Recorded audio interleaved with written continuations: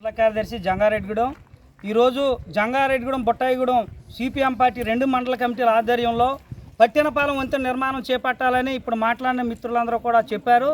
ప్రధానంగా ఈ వంతెన 2014లో ప్రారంభించారు. అప్పుడే మంత్రి పేదల సుజాత గారు దీనికి ప్రపోజల్ చేశారు. ఇప్పటికి 11 సంవత్సరాలు అవుతుంది. ఇక్కడ వంతెన నిర్మాణం పూర్తవకపోగా ఇప్పటికి 8 మంది మృత్యువాత పడ్డారు. అంటే దీనికి బాధ్యత ఎవరు వహించాలి? ఈ ప్రభుత్వాలు కాదా?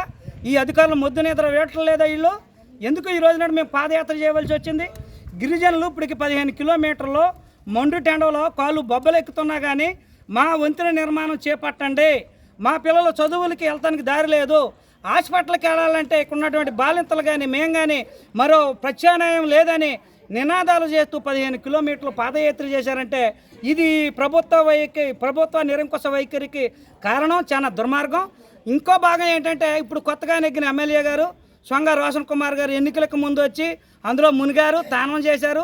నేను అధికారంలోకి వస్తే 3వ రోజునే మీకు నేను వెంటనే వంతెన నిర్మిస్తానని చెప్పారు. ఎక్కడున్నారు ఈయన? ఇప్పటికీ నెగ్గి సంవత్సరం అవుతుంది. ఈయన జంగారెడ్డిగూడెం వస్తున్నారు, చక్కగా తిరిగి వెళ్తున్నారు. అంటే ఈ రోజున ఈ వంతెన గుర్తు రాలేదా?